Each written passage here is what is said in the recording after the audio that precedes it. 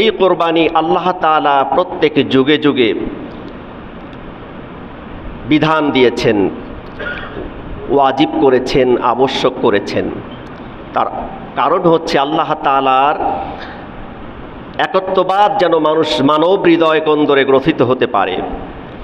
সূরাতুল হজ্জের 34 নম্বর আয়াতে আল্লাহ তাআলা বলছেন, ওয়ালিকুল্লি উম্মাতিন জাআলনা মানসাকাল লিয়াযকুরু ইসমাল্লাহি আলা মা রাযাকাহুম মিন বাহিমাতিল আনআম ফাইলাহুকুম ইলাহু ওয়াহিদুন ফালাহু আসলিমু ওয়াবাশশিরিল মুখবিতিন। আর এমনিভাবে প্রত্যেক জাতির জন্য আমি করে দিয়েছি কোরবানির বিধান। মানসাকান মানে হচ্ছে কোরবানির বিধান। কি জন্য? লিয়াযকুরু ইসমাল্লাহি আলা মা রাযাকাহুম মিন বাহিমাতিল আনআম, যাতে করে আল্লাহ তাআলা তাদের জন্য যে রিজিক দিয়েছেন, তাদের গৃহপালিত চতুষ্পদ জন্তু, এর উপরে আল্লাহ তাআলার নাম উচ্চারণ করতে পারে। ফাইলাহুকুম ইলাহু ওয়াহিদ, আর তোমাদের প্রতিপালক হচ্ছেন একজন, তার সাথে কোনো শরিক নেই। ফালাহু আসলিমু, তার কাছেই সারেন্ডার করো। ওয়াবাশশিরিল মুখবিতিন, বিনয়ী যারা, নিরহংকারী যারা, যারা বিনম্রতা প্রদর্শন করে, তাদের জন্য শুভ সংবাদ প্রদান করুন। জোরে বলুন সুবহানাল্লাহ।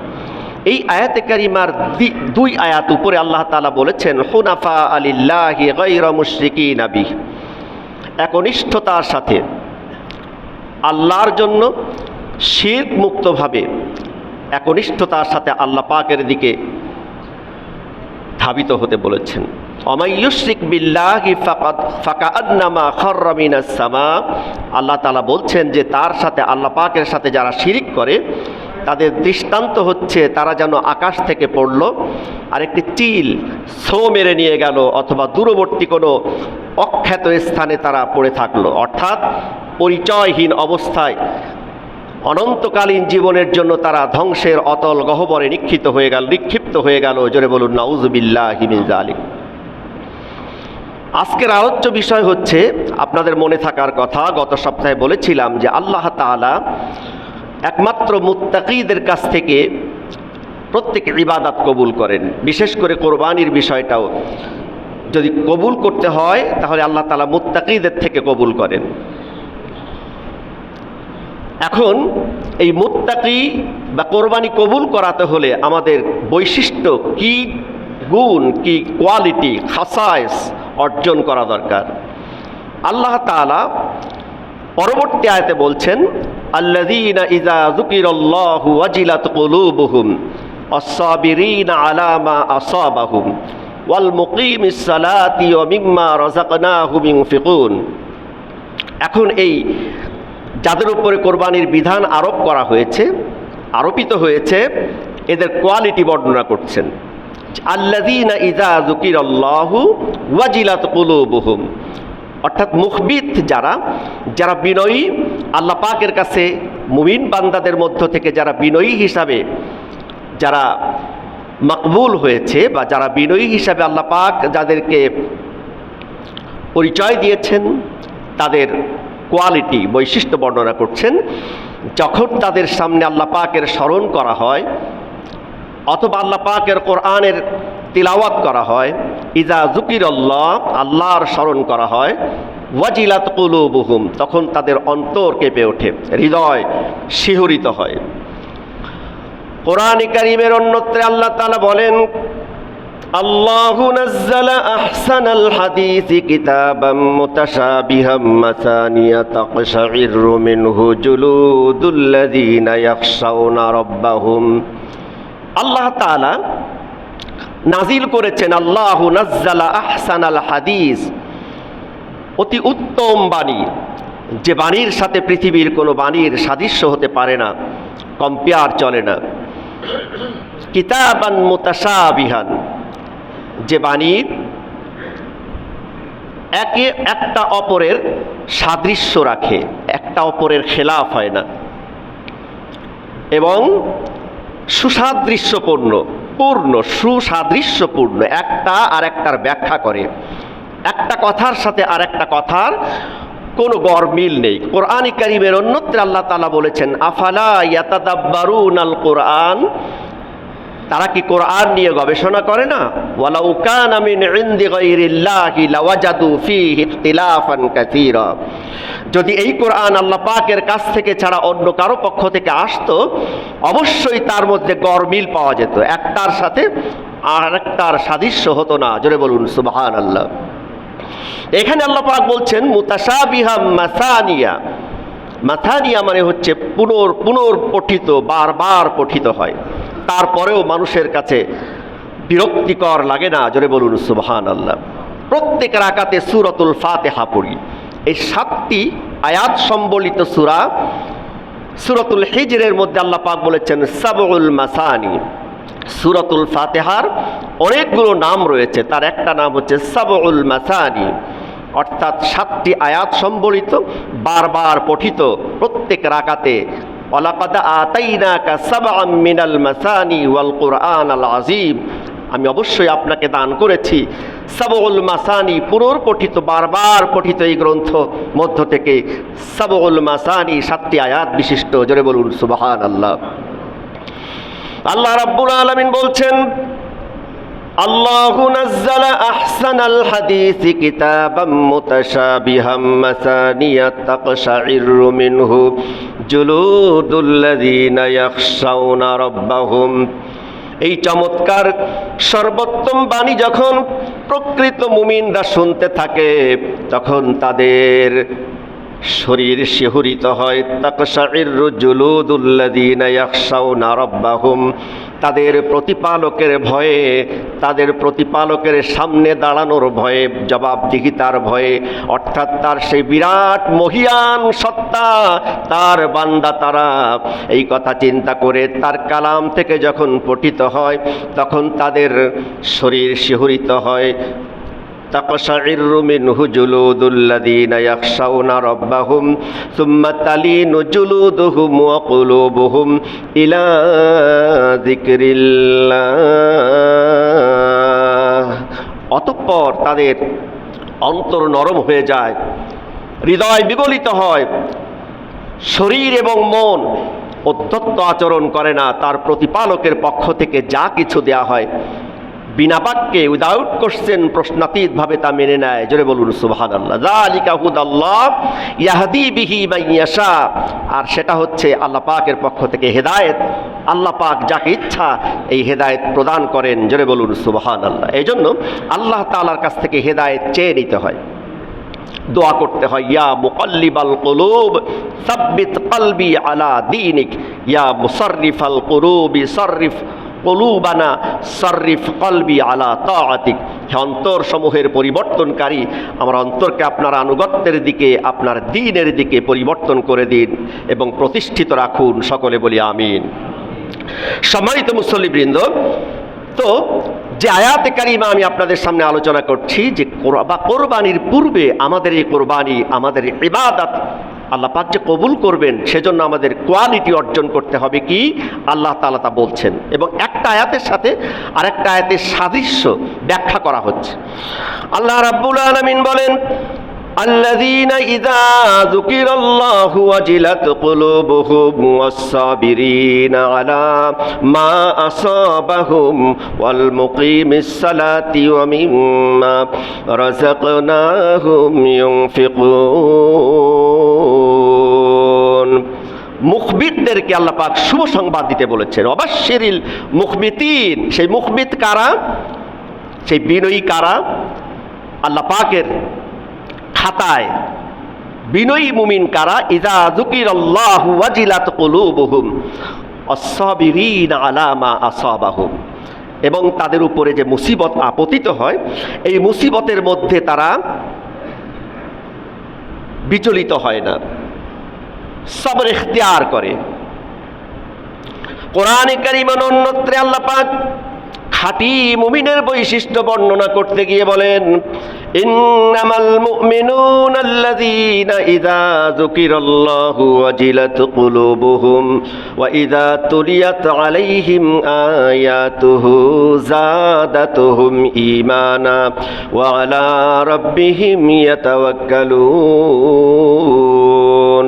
প্রকৃত মুমিন তো তারা ইযা যুকিরাল্লাহু ওয়াজিলাত কুলুবুহুম। এখানে একই কথা, ওই যে বললাম একটা আরেকটা সাদৃশ্য রাখে, কোনো বিরোধ নেই, বরং একটা আরেকটার ব্যাখ্যা করে দেয়। জোরে বলুন সুবহানাল্লাহ। সর্বশ্রেষ্ঠ ব্যাখ্যা হচ্ছে কোরআনে কারীমের আয়াত দিয়ে আয়াতের। ওয়া ইযা তুলিয়াত আলাইহিম আয়াতুহু বলা হচ্ছে এখানে যে কোরআনে কারীম থেকে যখন তাদের সামনে তিলাওয়াত করে যাদাতুহুম ঈমানা, তখন তাদের ঈমান যা ছিল তার চেয়ে আরো বেড়ে যায়। জোরে বলুন সুবহানাল্লাহ। ওয়া আলা রাব্বিহিম ইয়াতাওয়াক্কালুন, এবং তাদের প্রতিপালকের সাথে উপরে পূর্ণ ভরসা করে। আল্লাযীনা ইউকিমুনাস সালাতা, এবং তারা সালাত প্রতিষ্ঠা করে। আমিম্মা রাযাকনাহুম ইউনফিকুন, এবং তাদেরকে আমি যে রিজিক দিয়েছি তা থেকে তারা খরচ করে, গরিব দুঃখীদের মাঝে খরচ করে, বিতরণ করে। জোরে বলুন সুবহানাল্লাহ। তাহলে বোঝা যাচ্ছে যে কোরবানি যদি কবুল করাতে হয় আল্লাহ পাকের কাছে, সর্বপ্রথম বৈশিষ্ট্য হচ্ছে মুমিন হতে হবে। আর এই মুমিনের মধ্য থেকে মুখবিত হতে হবে। মুখবিত মানে হচ্ছে নিরহংকারী, বিনয়ী, অত্যন্ত পোলাইট হতে হবে, বিনয়ী হতে হবে, এবং অহংকার মুক্ত জীবন যাপন করতে হবে। আপনাকে আমাকে যে সম্পদ আল্লাহ পাক দিয়েছেন, জেনে রাখতে হবে এই সম্পদ আল্লাহ পাকের দান, এবং এটা যে কোনো সময় চলে যেতে পারে। আমি যে কোনো সময় সম্পদ রেখে চলে যেতে পারি, কথা ঠিক কিনা? এই ফিলিংস নিয়ে প্রত্যেক মানুষকে সম্মান করতে, শ্রদ্ধা করতে, স্নেহ করতে শিখতে হবে। আল্লাহ পাক এই বান্দাদেরকে বলেছেন মুখবিত, আর মুখবিতদেরকে শুভ সংবাদ দিতে বলেছেন। আর সেই মুখবিতের কোয়ালিটি হচ্ছে যখন আল্লাহ পাকের স্মরণ করা হয় তখন তাদের হৃদয়, অন্তরাত্মা কেঁপে ওঠে, হৃদয় কেঁপে ওঠে। ইযা যুকিরাল্লাহ ওয়াজিলাত কুলুবুহুম। দ্বিতীয় কোয়ালিটি হচ্ছে আস-সাবিরিনা আলা মা আসাবাহুম। জীবন চলার পথের বাঁকে বাঁকে জীবন কিন্তু পরিপূর্ণ সুখ স্বাচ্ছন্দ্যময় নয়। এই পৃথিবীর জীবনটা হচ্ছে কষ্ট এবং দুঃখ, সাথে সাথে আনন্দের সংমিশ্রণ জীবন। ফাইন্না মাআল উসরি ইউসরা, নিশ্চয়ই কষ্টের সাথে রয়েছে সহজ। সুতরাং পৃথিবীর জীবনটা যে 100% কষ্টমুক্ত, দুঃখমুক্ত হবে এমনটি নয়, বরং আল্লাহ তাআলা যাদেরকে বেশি ভালোবাসেন তাদেরকে বেশি কষ্ট দেন, পরীক্ষা করেন। সমস্ত নবী এবং রসুলদেরকে আল্লাহ পাক পরীক্ষা করেছেন। আসাদুল বালাই বালাউল আম্বিয়া, হাদিসের মধ্যে এসেছে সবচেয়ে বেশি বালা মুসিবত নিপতিত হয়েছে আম্বিয়ায়ে কেরাম আলাইহিমুস সালামের মধ্যে। জোরে বলুন সুবহানাল্লাহ। মুসলিম মিল্লাতের পিতা হযরত ইব্রাহিম আলাইহিস সালাম 16 বছর বয়সে, কয় বছর বলুন? মাত্র 16 বছর বয়সে উপনীত হয়ে জীবন উৎসর্গ করেছেন, এবং এই 16 বছর বয়স পর্যন্ত তিনি তার বিবেক, আল্লাহ পাক তার মধ্যে যে বিবেক দিয়েছেন, প্রত্যেক মানুষের মধ্যে দেওয়া হয়েছে, সেই বিবেক দিয়ে মুশরিক পুরোহিত পরিবারের মধ্যে জন্মগ্রহণ করে তাওহীদকে চিনেছেন, আল্লাহ পাকের একত্ববাদকে চিনেছেন। জোরে বলুন সুবহানাল্লাহ। আল্লাহ রাব্বুল আলামিন কোরআনে কারীমের মধ্যে বলেন, وَكَذَلِكَ نُرِي إِبْرَاهِيمَ مَلَكُوتَ السَّمَاوَاتِ وَالْأَرْضِ وَلِيَكُونَ مِنَ الْمُوقِنِينَ وَكَذَلِكَ نُرِي إِبْرَاهِيمَ مَلَكُوتَ السَّمَاوَاتِ وَالْأَرْضِ।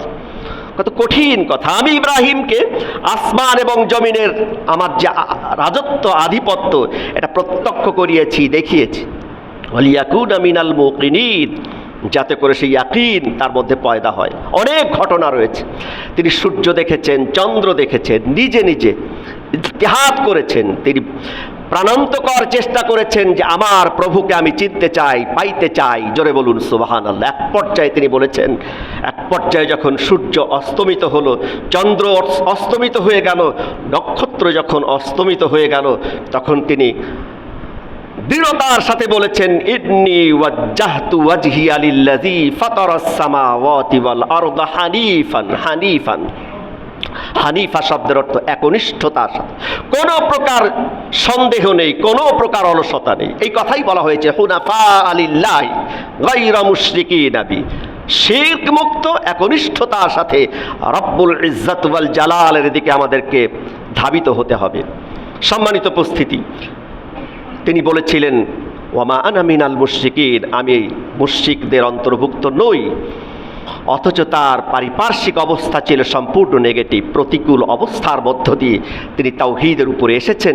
সেই তাওহীদকে প্রতিষ্ঠিত করার জন্য তিনি আকাশের দিকে তাকিয়ে বলেছিলেন, রাব্বি হাবলি মিনাস সালিহিন, হে আমার প্রতিপালক, আমাকে একজন নেককার, দিনদার, সৎকর্মশীল সন্তান আপনি দান করুন। আল্লাহ তাআলা তাকে সাথে সাথে বললেন, ফাবাশশারনাহু বিগুলামিন হালিম। আল্লাহ তাআলা কিন্তু বলেননি ফাবাশশারনাহু বিগুলামিন সালিমিন মিনাস সালিহিন, আমি তাকে নেককার, সৎকর্মশীল পুত্রের শুভ সংবাদ দিলাম, তা কিন্তু বলেননি। তিনি বলেছেন ফাবাশশারনাহু বিগুলামিন হালিম, আমি তাকে সহনশীল, ধৈর্যশীল একজন সন্তানের সুসংবাদ দিয়ে দিলাম। জোরে বলুন সুবহানাল্লাহ। তাহলে বোঝা যাচ্ছে ধৈর্য, অবিচলতা, সবর, সহনশীলতা জীবনের প্রতিটি ইবাদত কবুলের অন্যতম শর্ত, যেটা মুত্তাকি হওয়ার পূর্ব শর্ত। জোরে বলুন সুবহানাল্লাহ। আল্লাহ রাব্বুল আলামিন বলেন, এমন একজন হালিম সন্তানের শুভ সংবাদ আমি দিলাম, যে সন্তানটিকে দুগ্ধপোষ্য অবস্থায় আমার ঘরের কিনারে রেখে গেলে যখন সন্তানটি চলতে ফিরতে শুরু করলো, ফালাম্মা বালাগা মাআহুস সা'ইয়া ক্বালা ইয়া বুনাইয়া ইন্নী আরা ফিল মানামি আন্নী আযবাহুক ফানজুর মাযা তারা। তাফসীরের মধ্যে এসেছে 12 থেকে 13 বছর বয়সে যখন তিনি উপনীত হলেন, তখন ইব্রাহিম আলাইহিস সালাম তাকে সাথে নিয়ে মিনার ওই পাহাড়ের উপত্যকায় তিনি বললেন, এমন বয়সে যখন তার সাথে এই কলিজার টুকরা সন্তান সহযোগিতা করতে পারে, চলতে পারে, যে কোনো কাজে চেষ্টা করতে পারে, তখন আল্লাহ পাক তাকে স্বপ্নের মধ্যে বললেন, স্বপ্নের মধ্যে জানিয়ে দিলেন যে তোমার প্রিয় জিনিসটিকে কোরবানি করো। তাফসীরের মধ্যে, হাদিসের মধ্যে এসেছে যে তিনি পরপর 2 বার কোরবানি করলেন। এই স্বপ্ন দেখেছিলেন 7 জিলহজ দিনগত রাত, অর্থাৎ সূর্য অস্তমিত হওয়ার পর যে 8 তারিখ পরে এই 7 জিলহজ দিনগত রাতে স্বপ্ন দেখলেন। স্বপ্নের মধ্যে যখন তিনি প্রিয় জিনিসটিকে কোরবানি করার কথা দেখলেন, অনেকে বলেন যে তিনি স্বপ্নে দেখেছিলেন কোরবানি করছি, আজবাহুক এসেছে, কিন্তু পরবর্তী আয়াতে তার কলিজার টুকরা সন্তান, প্রত্যুৎপন্নমতি সন্তান, যিনি বললেন, ওই যে সহনশীল হালিম বলা হয়েছে, তিনি বললেন ইয়া আবাতি ফাআল মা তুউমার, আপনাকে যা আদেশ করা হয়েছে, আদেশ করা হয়েছে মানে আদেশ করা হয়েছে আপনি আপনার প্রিয় জিনিসটিকে কোরবানি করুন, সে আদেশ আপনি সম্পন্ন করুন। তাহলে বোঝা গেল ইব্রাহিম আলাইহিস সালাম স্বপ্নের মধ্যে যে প্রিয় জিনিসটিকে কোরবানি করার কথা স্বপ্নে দেখেছিলেন, এ ব্যাপারে এখন তিনি 100% শিওর যে পুত্রকেই স্বপ্নের মধ্যে কোরবানি করার নির্দেশ এসেছে। অতএব তিনি বললেন ইন্নী আযবাহুক, আমি দেখেছি যেন তোমাকে জবেহ করছি। ফানজুর মাযা তারা, তোমার অভিমত কি, তোমার রায় কি, তুমি সে রায় ব্যক্ত করো। তখন সহনশীল সন্তান কি বললেন, ইয়া আবাতি ফাআল মা তুউমার সাতাজিদুনি ইনশাআল্লাহু মিনাস সাবিরিন, অবশ্যই অচিরেই আপনি আমাকে ধৈর্যশীলদের মধ্যে পাবেন। জোরে বলুন সুবহানাল্লাহ। এখানে একটি জিনিস লক্ষণীয়, তিনি কিন্তু ধৈর্যশীল পাবেন এ কথা বলেননি। কত হিকমত! এই 12 বছর 13 বছরের এই শিশু কত চমৎকার করে বললেন যে আপনি আমাকে ধৈর্যশীলদের, সবরকারীদের মধ্যে পাবেন। অর্থাৎ আমি একাই সবরকারী হিসাবে, ধৈর্যশীল হিসাবে, সহনশীল হিসাবে ক্রেডিট নিতে চাই না। আমার মতো শত শত আল্লাহ পাকের বান্দারা, ধৈর্যশীল বান্দায় পৃথিবীতে বিরাজমান কিয়ামত পর্যন্ত আসবেন। জোরে বলুন সুবহানাল্লাহ। এজন্য আল্লাহ রাব্বুল আলামিন বলেন, আল্লাযীনা ইযা যুকিরাল্লাহ ওয়াজিলাত কুলুবুহুম ওয়াস-সাবিরিনা আলা মা আসাবাহুম ওয়াল মুকিমিস সালাতি ওয়া মিম্মা রাযাকনাহুম ইউনফিকুন। যে কোনো বিপদ আপদ মুসিবতে বিচলিত হয়ে পড়ে না, এরকম কোয়ালিটি সম্পন্ন যারা মুখবিত, এদেরকে শুভ সংবাদ আল্লাহ পাক দিয়েছেন। জোরে বলুন সুবহানাল্লাহ। তাফসীরের মধ্যে এসেছে কত দূরদর্শিতা সম্পন্ন, প্রত্যুৎপন্নমতি সম্পন্ন কলিজার টুকরা সন্তান তিনি ছিলেন। এই বয়সে তিনি তার পিতাকে এবার পরামর্শ দিচ্ছেন। এই যে মাশওয়ারা করছেন, আমার পরম শ্রদ্ধেয় পিতা। ইয়া আবাতি, আবাতু মানে হচ্ছে পরম শ্রদ্ধেয় পিতা, আর ইয়া বুনাইয়া এটা আরবি পরিভাষায়, গ্রামারের পরিভাষায় তাসগীর বলা হয়। তাসগীর মানে ইবনুনের তাসগীর, ক্ষুদ্রবাচক। তার অর্থ হচ্ছে আমার কলিজার টুকরা সন্তান। যেমন হিররুন মানে বিড়াল, আর হুরায়রা মানে বিড়ালের বাচ্চা, ছোট্ট বাচ্চা। সন্তান যত বড়ই হোক, পিতামাতার কাছে খোকা, মনি, কলিজার টুকরা সন্তান হিসাবে বিবেচিত হয়। এজন্য ইব্রাহিম আলাইহিস সালাম তাকে সম্বোধন করছেন ইয়া বুনাইয়া বলে। আর তার এই সম্বোধনের জবাবে তার কলিজার টুকরা সন্তানটি পরামর্শ দিচ্ছেন ইয়া আবাতি বলে। এরপরে বলছেন ইফআল মা তুমার সাতাজিদুনি ইনশাআল্লাহু মিনাস সাবিরিন।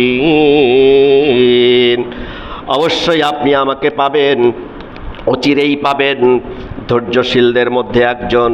এরপর তিনি পরামর্শ দিলেন সমস্ত তাফসিরের মধ্যে, বিশেষ করে মাজহারি মারিফুল কোরআন তাফসিরে বাগবীর মধ্যে এসেছে তিনটি পরামর্শ তিনি দিয়েছিলেন। নাম্বার 1 পরামর্শ হচ্ছে আমার পরম শ্রদ্ধেয় পিতা। কথাটি মুখ দিয়ে বলা যেমন সহজ, প্র্যাকটিক্যাল বাস্তবে তেমন সহজ তো নয়। আপনি যখন আমাকে শোয়ে জবাই করতে যাবেন, আমার নিজের অজান্তেই আমি ছটফট করতে পারি, কারণ জীবন বের হওয়া বড় কঠিন জিনিস। শরীর থেকে যখন জীবন বেরিয়ে যায়, সাধারণ প্রাণী কি ছটফট করে, আমার কষ্ট হতে পারে। আমি যখন ছটফট করতে থাকব, আপনার শরীরে আমার পা লেগে যেতে পারে, বেয়াদবি হয়ে যেতে পারে। এজন্য আপনি আমার হাত পাগুলো ভালো করে বেঁধে নেবেন, আর এই রক্ত মাখা জামাটি নিয়ে আমার আম্মার কাছে দিয়ে দিবেন। আর তৃতীয় পরামর্শ হচ্ছে আপনার চোখটি আপনি ভালো করে বেঁধে নেবেন, কারণ 86 বছর বয়সে আল্লাহ পাকের কাছ থেকে চেয়ে নিয়েছিলেন একজন সন্তান, যে সন্তানটি তার পরবর্তী জেনারেশন হয়ে যে কঠিন প্রতিকূল অবস্থার মধ্যে দিয়ে তিনি তাওহীদ চিনেছেন এবং এই তাওহীদটাকে সম্প্রসারিত করে পৃথিবীর ইতিহাসে তাওহীদকে প্রতিষ্ঠিত করতে চান। ফাইলাহুকুম ইলাহু ওয়াহিদুন ফালাহু আসলিমু। তোমাদের প্রতিপালক একজন, তার কাছেই সারেন্ডার করতে হবে, আল্লাহ পাক বলেছেন। আর পূর্ণ সারেন্ডার তিনি করেছিলেন। আল্লাহ পাক কোরআনে কারীমের অন্যত্রে বলেছেন ومن يرغب عن ملة إبراهيم إلا من سفه نفسه ولقد اصطفيناه في الدنيا وإنه في الآخرة لمن الصالحين إذ قال له ربه أسلم قال أسلمت لرب العالمين ومن يرغب عن ملة إبراهيم إلا من سفه نفسه। তার চাইতে বোকা আর কে হতে পারে যে ইব্রাহিমের মিল্লাত থেকে নিজেকে মুখ ঘুরিয়ে নেয়। তিনি যে তাওহীদ প্রতিষ্ঠা করেছেন, সেই তাওহীদের মধ্যে শিরকের মিশ্রণ ঘটায়। মুখে বলে আমি ইব্রাহিমের মিল্লাত, ইব্রাহিমের বংশ, কিন্তু কাজটি করে তার বিপরীত। তার মতো বোকা আর কে হতে পারে? ওয়ালাকাদ ইসতাফাইনাহু ফিদ দুনিয়া, আল্লাহ পাক বলছেন যে আমি তাকে দুনিয়ায় নির্বাচিত করেছি। ওয়াইন্নাহু ফিল আখিরাতি লামিনাস সালিহিন, আখিরাতে আমি তাকে নেককার, দিনদার, সৎকর্মশীল সালিহিন বান্দাদের অন্তর্ভুক্ত করেছি। জোরে বলুন সুবহানাল্লাহ। সম্মানিত মুসল্লিবৃন্দ, শুধু তাই নয়, কুরআনে কারীমের অন্যত্রে আল্লাহ পাক বলেন, আমান আহসানু দীনাম মিম্মান আসলামা ওয়াজহাহু লিল্লাহ ওয়া হুয়া মুহসিন, তার চাইতে অধিক সুন্দর, অধিক চমৎকার আর কি হতে পারে সেই জীবন বিধান। আমান আহসানু দীনান, এখানে দীনান মানে জীবন পরিচালনা। আমান আহসানু দীনান মান আসলামা ওয়াজহাহু লিল্লাহ, যে ব্যক্তি সারেন্ডার করেছে আল্লাহ পাকের কাছে তার সত্তাকে। আল্লাহ পাক বলেছেন, ইন্নাল্লাহা আশতারা মিনাল মুমিনিন আনফুসাহুম ওয়া আমওয়ালাহুম বিআন্না লাহুমুল জান্নাহ। আল্লাহ পাকের শ্রেষ্ঠ মাখলুক মানুষের কাছ থেকে আল্লাহ পাক তাদের সম্পদ আর জীবনের বিনিময়ে জান্নাতকে বিক্রয় করে দিয়েছেন। জোরে বলুন সুবহানাল্লাহ।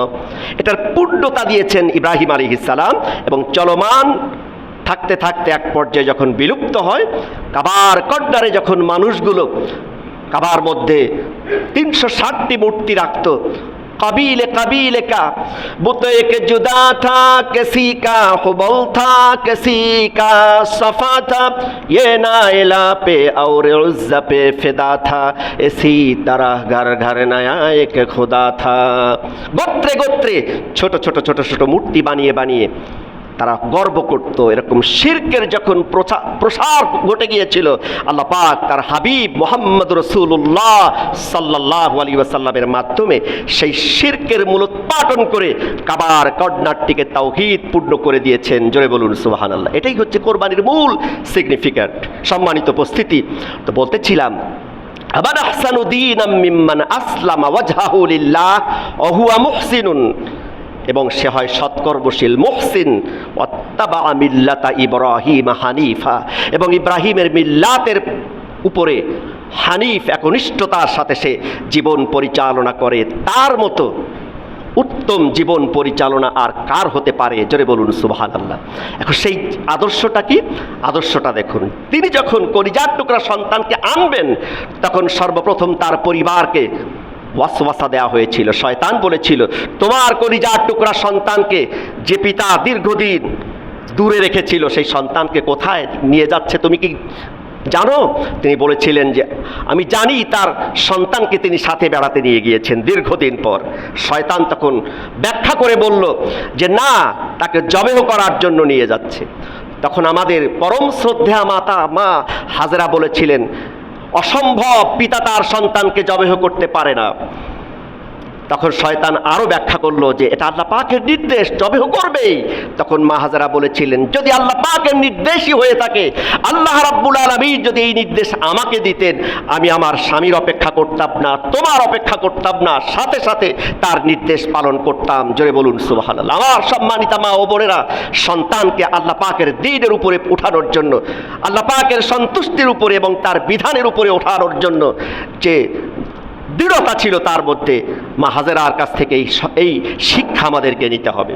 এরপরে যখন ইসমাইল আলাইহিস সালামকে ধোঁকা দেওয়া হলো, ওয়াসওয়াসা দেওয়া হলো, তিনি একই কথা বললেন। ইব্রাহিম আলাইহিস সালামকে 3 জায়গায় এই ওয়াসওয়াসা দেওয়া হয়েছিল, যেখানে আজ হাজিরা পাথর নিক্ষেপ করেছে, গতকাল, আজকেও করবে, পরের দিনও করবে। এই পাথর নিক্ষেপের মূল তাৎপর্য কি? এবং হাদিসের মধ্যে এসেছে, যার হজ কবুল হয়ে যায় তার পাথরটি অদৃশ্য হয়ে যায়। জোরে বলুন সুবহানাল্লাহ।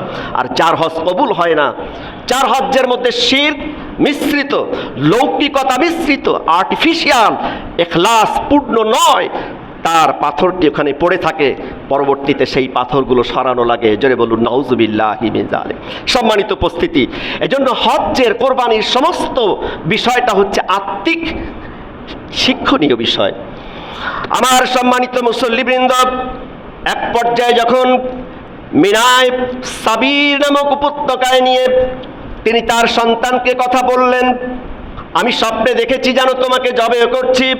তখন সন্তান যখন তাকে 3টি পরামর্শ দিয়ে দিলেন, এক পর্যায়ে যখন পিতা পুত্র ফালাম্মা আসলামা ওয়া তাল্লাহু লিল জাবিন ফালাম্মা আসলামা, এতদিন আসলামা ছিল পিতা, এখন দুইজনই অন্তর্ভুক্ত হয়েছেন, দ্বিবচন দিয়ে আল্লাহ বলছেন ফালাম্মা আসলামা, অতঃপর পিতা এবং পুত্র উভয়ে যখন আত্মসমর্পিত হয়ে গেল, আত্মসমর্পণ করলো আমার বিধানের কাছে।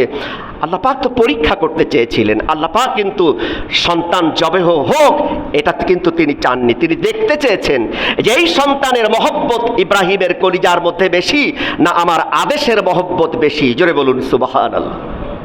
মূল ইলম তো আল্লাহ পাকের কাছে, কিন্তু ইব্রাহিম আলাইহিস সালাম তো জানতেন না। তিনি তার সন্তানকে জোর জবরদস্তি করেও কিন্তু আনেননি, তার সাথে পরামর্শ করে, তার কাছ থেকে পরামর্শ নিয়ে নিজের চোখ বেঁধে ফেললেন, সন্তানের হাত পা বাঁধলেন, এবং তৃতীয় যে পরামর্শ, রক্তমাখা জামাটি নিয়ে স্মৃতিস্বরূপ, স্মৃতির মণিকোঠায় যেন তার মা রেখে দিতে পারে, জামাটি নিয়ে যেন দেখে দেখে স্মৃতিচারণ করতে পারে, এই ওসিয়ত, এই পরামর্শ তিনি দিয়েছিলেন। এক পর্যায়ে জাবিন বলা হয়েছে, সোজাসুজি শুইয়ে দেননি তিনি, বরং বাঁকা হয়ে, কাত হয়ে, অথবা কোনো বর্ণনা এসেছে উপর হয়ে। এর হেকমত কি? এর হেকমত হচ্ছে যদি সোজাসুজি শুয়ে জবেহ করেন, দীর্ঘদিন পরে কলিজার টুকরা সন্তান, ভাবি নবী, যেন তেন সন্তান নয়, যাকে আল্লাহ পাক নবী হিসাবে মনোনীত করবেন, কি চমৎকার চেহারা, এই সুন্দর চেহারার কলিজার টুকরা সন্তানটিকে যখন চেহারার দিকে তাকিয়ে জবেহ করবেন, তখন আল্লাহ পাকের আদেশ পালনের শিথিলতা এসে যেতে পারে, এজন্য কাত করলেন, তার চেহারাটি বাঁকা করে ফেললেন, অথবা উপর করলেন। এরপর যখন তিনি পূর্ণ উদ্যম নিয়ে পরিপূর্ণভাবে আল্লাহ পাকের আদেশের কাছে সারেন্ডার করলেন, আল্লাহ রাব্বুল আলামিন তখন তাকে বললেন ওয়ানাদাইনাহু আইয়া ইব্রাহিম ক্বাদ সাদ্দাকতার রুইয়া ইন্না কাযালিকা নাজজিল মুহসিনিন ইন্না হাযা লাহুয়াল বালাউল মুবিন ওয়াফাদাইনাহু বিযিবহিন আযীম ওয়া তারাকনা আলাইহি ফিল আখিরিন। এবার আল্লাহ পাক বলছেন না দাইনাহু আইয়া ইব্রাহিম, আমি ইব্রাহিমকে আহ্বান করলাম, ডাকলাম, কি বলে? কাদ সাদ্দাকতার রুইয়া, তোমার স্বপ্ন তুমি সত্যায়ন করেছো। এর অর্থ হচ্ছে তোমার কলিজার টুকরা সন্তানকে জবেহের ক্ষেত্রে তুমি সফলতার পরিচয় দিয়েছো, সাকসেস হয়ে গিয়েছো। জোরে বলুন সুবহানাল্লাহ। কাদ সাদ্দাকতার রুইয়া ইন্না কাযালিকা নাজজিল মুহসিনিন, নিশ্চয়ই এমনিভাবে সৎকর্মশীল যারা মুহসিন, এই মুহসিনদেরকে আমি পুরস্কৃত করে থাকি। জোরে বলুন সুবহানাল্লাহ। সম্মানিত মুসল্লিবৃন্দ, যে আয়াতে কারিমা নিয়ে আলোচনা করতেছিলাম, আল্লাহ তাআলা এখানে বলছেন ওয়াল বুদনা জাআলনাহা লাকুম মিন শাইরিল্লাহি লাকুম ফিহা খাইর ফাযকুরু ইসমাল্লাহি আলাইহা সাওয়াফা ফাইদা ওয়াজাবাত জুনুবুহা ফাকুলু মিনহা ওয়া আত'ইমুল কাদিআ ওয়াল মু'তাররা কাযালিকা সাখখারনাহা লাকুম লাআল্লাকুম তাশকুরুন। ওই যে ওখানে বললেন তারাকনা আলাইহি ফিল আখিরিন, আমি ফাদাইনাহু বিযিবহিন আযীম, ইসমাইলের পরিবর্তে এক বিরাট যিবহ আযীম, এক বিশাল, আযীম মানে হচ্ছে যেটা আল্লাহ পাকের কাছে। আযীম শব্দের ব্যাখ্যা করতে গিয়ে মুফাসসিরিনে কেরাম লিখেছেন যে শুধু গভীরতায় বলা হয় আরিদ, আর শুধু গভীরতায় বলা হয় আমিক, আর শুধু যেটাকে লম্বা বেশি সেটাকে বলা হয় আরিদ। আর গভীরতা এবং লম্বা চতুর্দিক থেকে যার মাপ নির্ণয় করা সম্ভব নয় তাকে আরবি পরিভাষায় বলা হয় আযীম। ফাদাইনাহু বিযিবহিন আযীম, আল্লাহ পাক জান্নাত থেকে এক যিবহ আযীম, কোনো বর্ণনায় এসেছে দুম্বা, কোনো বর্ণনায় এসেছে ভেড়া, যেটা হাবিলের কোরবানি ছিল, তাফসিরের মধ্যে এসেছে সেই কোরবানিটি আল্লাহ পাক জান্নাতে প্রতিপালন করে ইসমাইল আলাইহিস সালামের জন্য কবুল করে দিলেন। জোরে বলুন সুবহানাল্লাহ। তারাকনা আলাইহি ফিল আখিরিন, অতঃপর এটাকে দৃষ্টান্ত স্বরূপ যেটা শয়তান বুঝেছিল এবং হস্তক্ষেপ করার প্রাণান্তকর চেষ্টা করেছিল, সেটাকে আল্লাহ পাক পরিপূর্ণভাবে প্রতিষ্ঠিত করলেন। তারাকনা আলাইহি ফিল আখিরিন, এই জন্তু জবেহ দ্বারা। ওয়াল বুদনা জাআলনাহা লাকুম মিন শাআইরিল্লাহি লাকুম ফিহা খাইর, উট, গরু, এবং মহিষ, এই বুদনা যেটাকে আল্লাহ পাকের সন্তুষ্টির নিমিত্তে কোরবানির জন্য ছাড়া হয়, জাআলনাহা লাকুম মিন শাআইরিল্লাহ, আল্লাহ পাকের নিদর্শন স্বরূপ করেছেন, মিন খাইর, এবং আমাদের কল্যাণের জন্য করেছেন। ফাযকুরুসমাল্লাহি আলাইহা সাওয়াফা, যখন তাদেরকে কোরবানি করতে হবে তখন যেন আল্লাহ পাকের নাম উচ্চারণ করা হয়। এখন একটি জরুরি বিষয় আমাকে বলতে হবে, সেটা হচ্ছে আমরা কোরবানির সময় বলি অমুকের নামে জবেহ করা হচ্ছে, অমুকের নামে কোরবানি করা হচ্ছে, অথবা মৃত্যু ব্যক্তির নামে, নাউযুবিল্লাহি মিন যালিক। কারো নামে যখন জবেহ করা হয় তখন সেটা শিরক হয়ে যায়। বলতে হবে অমুকের পক্ষ থেকে। আর অমুকের পক্ষ থেকে মৃত্যু ব্যক্তির রুহের মাগফিরাতের জন্য কোরবানি 4 প্রকার। একটা হচ্ছে এই যে ওয়াজিব কোরবানি, আর একটা মান্নতের কোরবানি, আর একটা ওয়াসিয়াতের কোরবানি, আর একটা নফল কোরবানি। নফল কোরবানি এবং এই ওয়াজিব কোরবানির গোশ আপনি আমি সবাই খেতে পারবো, কিন্তু ওসিয়াত এবং মান্নতের কোরবানি, ওসিয়াত কি? আপনার আমার পিতামাতা আত্মীয় স্বজন যদি কেউ ওসিয়াত করে টাকা পয়সা দিয়ে যায়, অর্থ সম্পদ দিয়ে যায় এবং বলে যায় এই টাকা থেকে ধারাবাহিক আমার জন্য কোরবানি দিবে, সেই ওসিয়াতের কোরবানির গোশত আপনি আমি খেতে পারবো না, সম্পূর্ণটাই গরিব দুঃখীদের মাঝে বিতরণ করতে হবে। আর মান্নতের কোরবানি, এই মান্নত কয়েক প্রকার আছে, তার ব্যাখ্যা আমি এখন যাব না। মান্নত মানে হচ্ছে এই কাজটি যদি আমার সফল হয় আমি কোরবানি করব, এরকম মান্নতের কোরবানির গোশ আপনি আমি খেতে পারবো না।